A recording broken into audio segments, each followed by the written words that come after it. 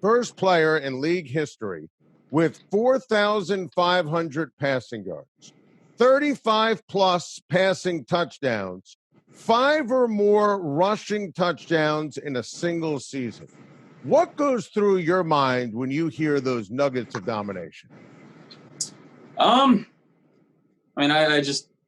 thankful. I'm blessed. I think those are the two words that pop up in my mind. And just knowing, what we've been through the last couple of years here in Buffalo, and the guys that our front office has brought in that just consistently do their job, get open, catch the ball.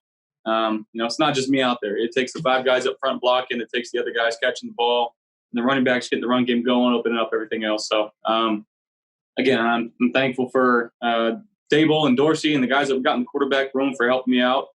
Ultimately, it's a team game, and sitting at 13-3 going into the playoffs feels good, but we got more work to do. Highest percentage of offensive touchdowns for any player in the NFL, accounting for 82 of the Buffalo Bills touchdowns. I voted for you. I'm not just a host with unbelievable hair. I'm also a voter. I voted for you for Offensive Player of the Year. What would it mean to win either Offensive Player of the Year or NFL MVP?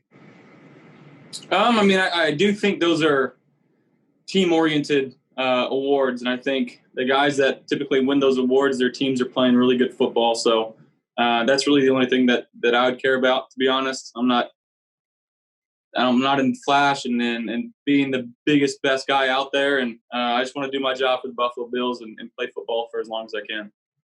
I love the fact that you guys decided to go for the jugular in Week 17. I loved it. You guys played to win. You played for the 2 seed. You got out to the big lead, and then you were able to take a break and watch Matt play at the quarterback position. Take us through that mindset of staying hot with the Buffalo Bills going into the playoffs. Yeah, I expected to play the whole game, to be honest, and Coach McDermott didn't really tell anybody what his plan was. We scored right before the half there, and he told me I'm done.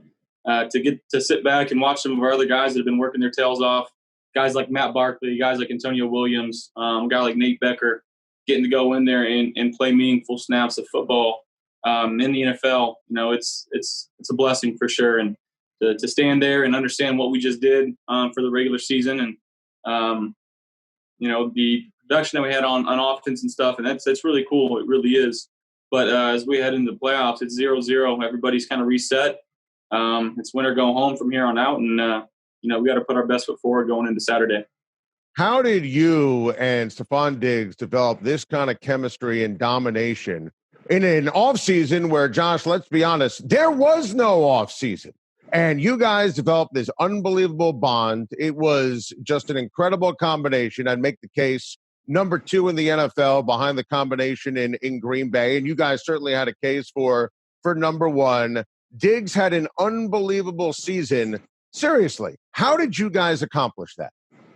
I definitely think we're wired extremely similar, me and Steph. The competitive juices that we got, the energy, like I said, we're just extremely competitive people, and we're always betting on things, always trying to beat each other, doing things off the field. And we're not like, obviously with Corona and stuff, but playing Call of Duty together and then FaceTiming and checking in up on each other. And it's just like little things like that, in my opinion, matter, and they pay dividends on the field. And again, when you see him, he works extremely hard. He wants the ball in his hands, and as long as he's open, I'm going to keep throwing it to him.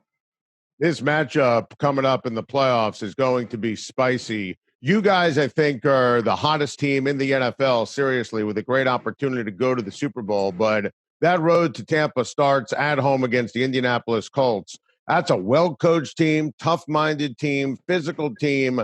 That defense, Josh, is filled with dudes. DeForest Buckner and Darius Leonard, Matt Eberflus, their defensive coordinator, is outstanding. What do you see when you study that game film for the Indianapolis Colts? You said 2 of the names already. You got a young guy in Leonard that is just all over the field. He's a linebacker, but he plays like a DB. He's extremely quick. He closes up windows extremely fast. On the outside, you got a guy like Rhodes, who's been a top corner in this league for a long time, and I feel like he's playing some of his best football right now. And then up front, their D-line, they're tall, they're lengthy, able to bat passes and, tip balls and try to intercept those. And a guy like DeForest Buckner, who, obviously was in San Francisco and I really haven't known him, but we have significant others that talk to each other all the time, and just he's balling out right now. Now he was a Pro Bowl snub this year, but just like I said, a guy that can wreck a game. So you said it, they got dudes, and we got to be prepared for everything they can hold on to. They can throw at us. They got a Hall of Fame quarterback over there on their side too. So we gotta find ways to score and keep them off the field as much as possible. Josh Allen with Adam Schein, Schein on Sports, SiriusXM, Mad Dog Sports Radio. Josh, how about the fact that you're going to, for the first time all year, have some fans, some members of Bills Mafia in the stands? 6,700 fans are going to be in attendance watching your team play.